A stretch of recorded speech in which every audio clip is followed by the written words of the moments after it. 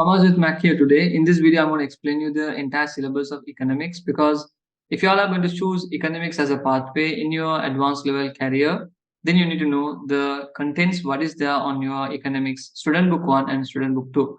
Now, before we move on to the video, I want you guys to see the description below. Here, you can download this particular textbook if you have subscribed this channel. And also, one more thing, you just need to type in the link which I have shared. I have subscribed. So the moment you have sent the click it, you will get the chance of accessing the books and downloading before studying for your upcoming classes. Now, in today's content, I'm going to explain you economics is divided into 4 contents according to syllabus, and let's see how contents are divided in AS level and how contents are divided in A2. So actually you have 82 chapters to get ready for exams completely from AS and A level. So it's a huge number of chapters when we are going to learn.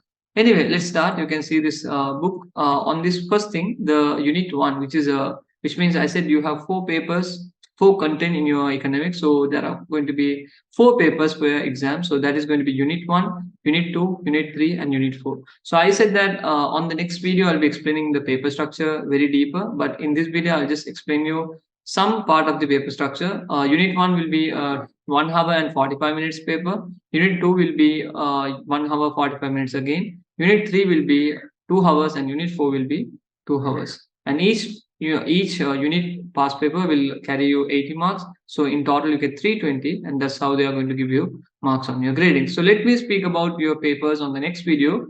Just watch this, how many chapters we have. So I'm going to read out the chapters you're going to learn. So in unit 1, markers in action, you have introductory concepts, the basics what you have learned from your O levels. So if you have a good knowledge in your O level, then of course AS level is going to be easy for you because it's almost like the 60% from the O levels which comes to the AS level. So we have introductory concept as economics as social science, the economic problem, production, possibility, frontiers, specialization and division of labor, types of economy. And the second, on the first content, second topic is consumer behavior and demand. So rational decision making, demand, price elasticity of demand, income and cost elasticities. This is a very new topic in AS level. You would have not learned on your O levels. And supply, you have supply and price elasticity of supply.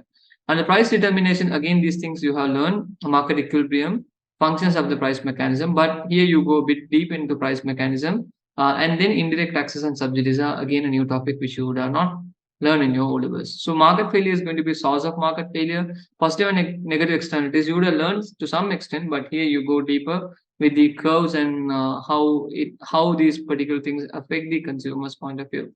Non-provision of public goods, imperfect market, moral hazard, speculation, and market bubbles. And then government intervention in market is going to be purpose and methods of government intervention and government failure.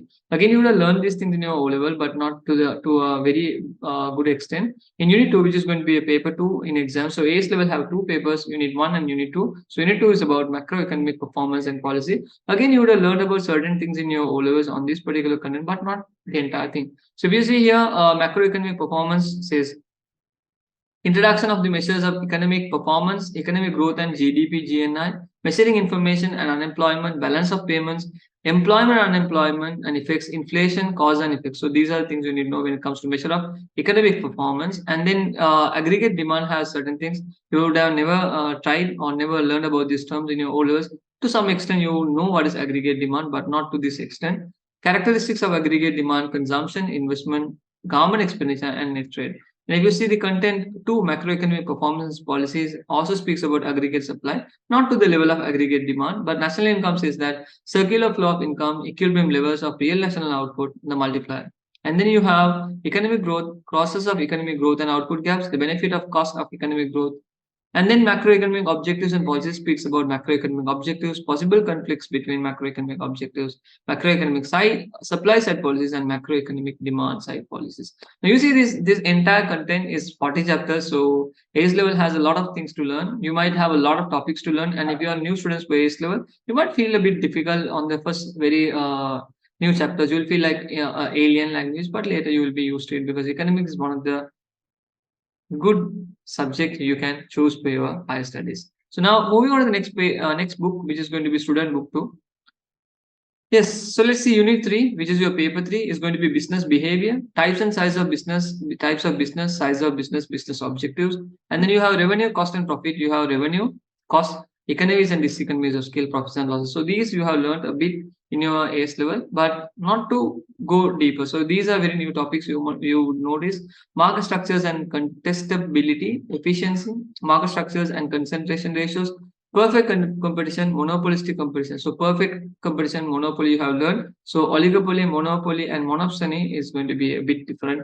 And new contents you would learn in your high studies, which is your A level. Contestability. So labor market, again you would have learned about labor market to some extent, not to this level. They go deep in here. The demand for labor, the supply of labor, the determination of wages rate of competitive and uncompetitive market failure in the labor market, and then government intervention in product market, government intervention in labor market. So business unit 4, which is development in the global economy, which is paper 4, causes and effects of globalization, characteristics and cause of globalization, the effects of globalization, the trade and the global economy. You have specialization and comparative advantage, patterns and volume of world trade, the terms of trade liberalization and trading blocks, restrictions on free trade. And then if you see on the balance of payment, exchange rate, and international competitiveness, you have balance of payment, exchange rate systems, the impact of change in exchange rate, international competitiveness. Poverty and inequality you would have learned somewhat in your O levels, but the same thing you will be learning here, a bit different.